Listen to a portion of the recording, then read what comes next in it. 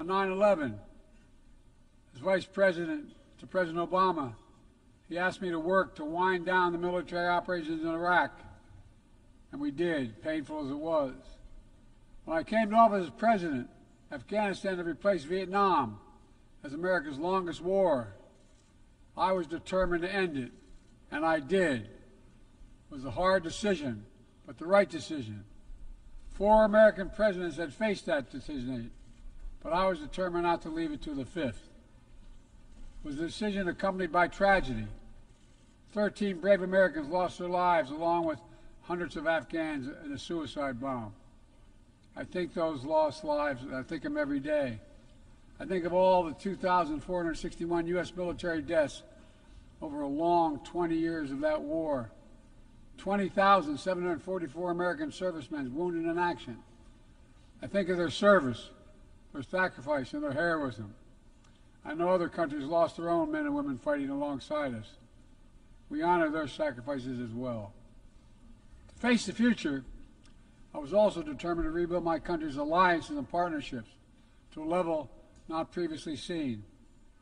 We did just that, from traditional treaty alliances to new partnerships like the Quad with the United States, Japan, Australia, and India. I know many look at the world today and see difficulties and react with despair, but I do not. I won't. As leaders, we don't have the luxury. I recognize the challenges from Ukraine to Gaza to Sudan and beyond. War, hunger, terrorism, brutality, record displacement of people, the climate crisis, democracy at risk, strains within our societies, the promise of artificial intelligence and its significant risk. The list goes on. But maybe because all I've seen and all we have done together over the decades, I have hope. I know there is a way forward. In 1919, the Irish poet William Butler Yeats described a world, and I quote, "where things fall apart, the center cannot hold, mere anarchy is loosed upon the world," end of quote. Some may say those words describe the world not just in 1919, but in 2024. But I see a critical distinction. In our time, the center has held. Leaders and people from every region and across the political spectrum have stood together, turned the page. We turned the page on the worst pandemic in a century. We made sure COVID no longer controls our lives. We defended the UN Charter and ensure the survival of Ukraine as a free nation. My country made the largest investment in climate, clean energy, ever anywhere in history. There will always be forces that pull our countries apart and the world apart. Aggression, extremism, chaos, and cynicism. A desire to retreat from the world and go it alone. Our test is to make sure that the forces holding us together are stronger than those who are pulling us apart. That the principles of partnership that we came here each year to uphold can withstand the challenges. That the center holds once again. My fellow leaders, I truly believe we're at another inflection point in world history, where the choices we make today will determine our future for decades to come. Will we stand behind the principles that unite us? Will we stand firm against aggression? Will we end the conflicts that are raging today? Will we take on global challenges like climate change, hunger, and disease? Will we plan now for the opportunities and risk of a revolutionary new technologies? I want to talk today about each of these decisions and the actions, in my view, we must take. To start, each of us in this body has made a commitment to the principles of the UN Charter to stand up against aggression. When Russia invaded Ukraine, we could have stood by and merely protested. But Vice President Harris and I understood that that was an assault on everything this institution was supposed to stand for. And so, my direction, America stepped into the breach, providing massive security and economic and humanitarian assistance. Our NATO allies and partners in 50-plus nations stood up as well. But most importantly, the Ukrainian people stood up. I asked the people of this chamber to stand up for them. The good news is Putin's war has failed at his core aim. He set out to destroy Ukraine, but Ukraine is still free. He set out to weaken NATO, but NATO is bigger, stronger, and more united than ever before, with 2 new members, Finland and Sweden. But we cannot let up. The world now has another choice to make. Will we sustain our support to help Ukraine win this war and preserve its freedom, or walk away and let aggression be renewed and a nation be destroyed? I know my answer. We cannot grow weary. We cannot look away. And we will not let up on our support for Ukraine. Not until Ukraine wins a just and durable peace in the UN Charter.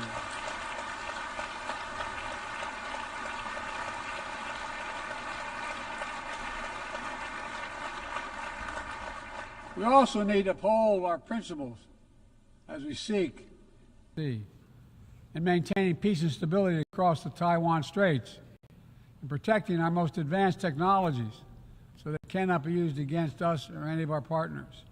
At the same time, we're going to continue to strengthen our network of alliances and partnerships across the Indo-Pacific.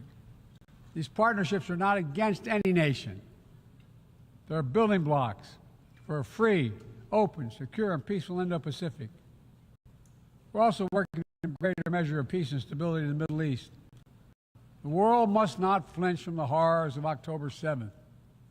Any country would have the right and responsibility to ensure that such an attack can never happen again. Thousands of armed Hamas terrorists invaded a sovereign state, slaughtering and massacring more than 1,200 people, including 46 Americans, in their homes and at a music festival. Despicable acts of sexual violence, 250 innocents taken hostage. I've met with the families of those hostages. I've grieved with them. They're going through hell. Innocent civilians in Gaza are also going through hell. Thousands and thousands killed, including aid workers. Too many families dislocated, crowding into tents, facing a dire humanitarian situation. They did not ask for this war that Hamas started. I put forward with Qatar and Egypt a ceasefire and hostage deal. It's been endorsed by the UN Security Council. Now is the time for the parties to finalize its terms, bring the hostages home, and secure security for Israel and Gaza free of Hamas' grip, ease the suffering in Gaza, and end this war. On October 7th,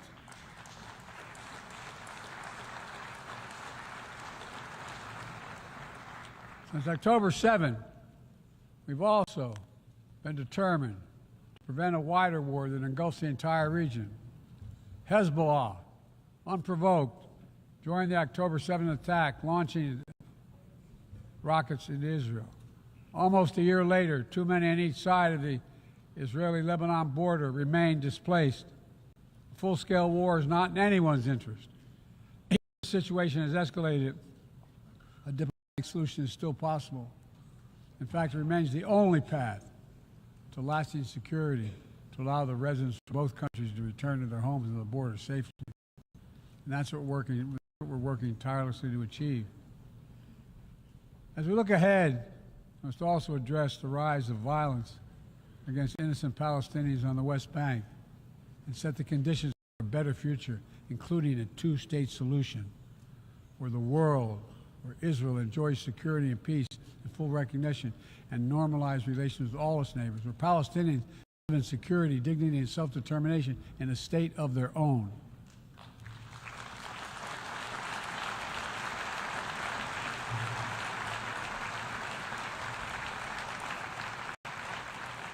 Progress toward peace will put us in a stronger position to deal with the ongoing threat posed by Iran.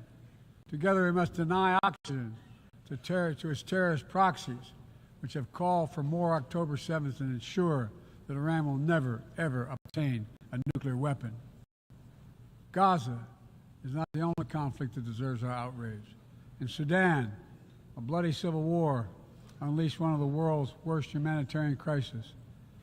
8 million on the brink of famine. Hundreds of thousands already there. Atrocities in Darfur and elsewhere. The United States has led the world in providing humanitarian aid to Sudan. And with our partners, we've led diplomatic talks to try to silence the guns and avert a wider famine. The world needs to stop arming the generals, to speak with one voice and tell them, stop tearing your country apart. Stop blocking aid to the Sudanese people. End this war now.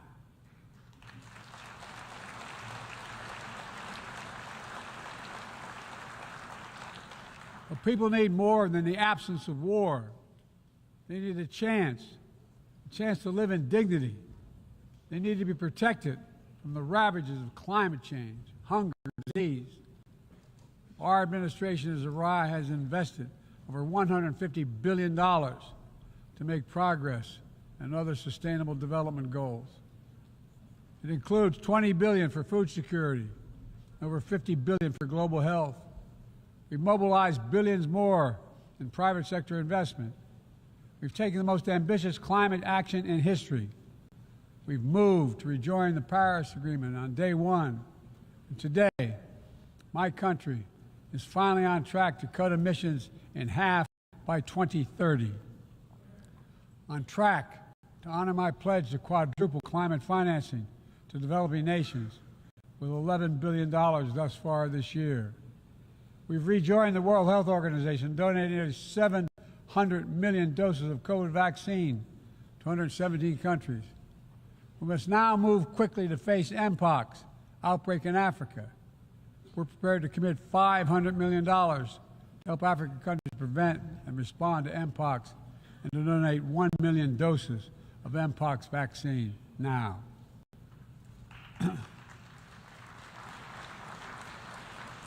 We call on our partners to match our pledge and make this a billion-dollar commitment to the people of Africa. Beyond the core necessities of food and health, the United States, the G7, and our partners have embarked on an ambitious initiative to mobilize and deliver significant finance to the developing world. We're working to help countries build out their infrastructure, to clean energy transition, to their digital transformation, to lay new economic foundations for a prosperous future. It's called the Partnership for Global Infrastructure and Investment. We've already started to see the fruits of this emerge in Southern Africa and Southeast Asia and in the Americas.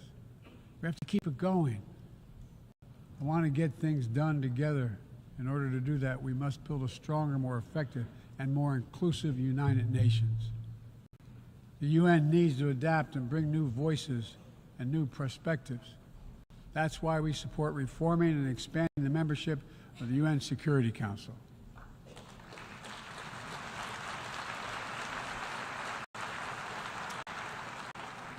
My UN ambassador just laid out our detailed vision to reflect today's world, not yesterday's. It's time to move forward. The Security Council, like the UN itself, needs to go back to the job of making peace, of brokering deals to end wars and suffering. And to stop the spread of the most dangerous weapons, of stabilizing troubled regions in East Africa, from East Africa to Haiti, to Kenya-led mission that's working alongside the Haitian people to turn the tide. We also have a responsibility to prepare our citizens for the future. We'll see more technological change, I argue, in the next 2 to 10 years than we have in the last 50 years. Artificial intelligence is going to change our ways of life, our ways of work, and our ways of war. It could usher in scientific progress at a pace never seen before, and much of it could make our lives better. But AI also brings profound risks, from deep fakes to disinformation, to novel pathogens, to bioweapons. We've worked at home and abroad to define the new norms and standards. This year, we achieved the first ever General Assembly resolution on AI to start developing global rules of the road. We also announced a declaration on the responsible use of AI, joined by 60 countries in this chamber. But let's be honest, this is just the tip of the iceberg, what we need to do to manage this new technology. Nothing is certain about how AI will evolve or how it will be deployed. No one knows all the answers. My fellow leaders, it's with humility I offer 2 questions. First, how do we as an international community govern AI? As countries and companies race to uncertain frontiers, we need an equally urgent effort to ensure AI's safety, security, and trustworthiness. As AI grows more powerful, it also must grow more responsive to our collective needs and values. Benefits of all must be shared equitably. It should be harnessed to narrow, not deepen, digital divides. Second, will we ensure that AI supports rather than undermines the core principles that human life has value and all humans deserve dignity? We must make certain that the awesome capabilities of AI will be used to uplift and empower everyday people, not to give dictators more powerful shackles on the human spirit. In the years ahead, there may well be no greater test of our leadership than how we deal with AI. Let me close with this. Even as we navigate so much change, one thing must not change. We must never forget who we're here to represent. We, the people. These are the first words of our Constitution, the very idea of America. They inspired the opening words of the UN Charter. I made the preservation of democracy the central cause of my presidency. This summer, I faced a decision whether to seek a second term as president. It was a difficult decision. Being president has been the honor of my life. There's so much more I want to get done. As much as I love the job, I love my country more. I decided after 50 years of public service, it's time for a new generation of leadership to take my nation forward. My fellow leaders, let us never forget, some things are more important than staying in power. It's your people.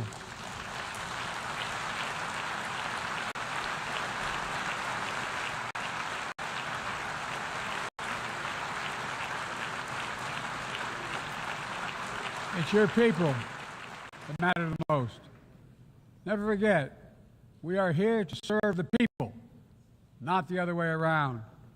Because the future will be won by those who release the full potential of their people, to breathe free, to think freely, to innovate, to educate, to live and love openly without fear. That's the soul of democracy. It does not belong to any one country. I've seen it all around the world, and the brave men and women who ended apartheid, brought down the Berlin Wall, fight today for freedom and justice and dignity. We saw it, that universal yearning for rights and freedom in Venezuela, where millions cast their vote for change that hadn't been recognized. But it can't be denied. The world knows the truth. We saw it in Uganda, LGBT activists demanding safety and recognition of their common humanity. We've seen citizens across the world peacefully choosing their future, from Ghana to India to South Korea, nations representing 1/4 of humanity who will hold elections this year alone. It's remarkable, the power of we the people, that makes me more optimistic about the future than I've ever been. Since I was first elected to the United States Senate in 1972, every age faces its challenges. I saw it as a young man. I see it today. But we are stronger than we think. We're stronger together than alone. And what the people call possible is just an illusion. Nelson Mandela taught us, and I quote, "It always seems impossible until it's done. It always seems impossible until it's done." My fellow leaders, there is nothing that's beyond our capacity if we work together. Let's work together. God bless you all, and may God protect all those who seek peace. Thank you.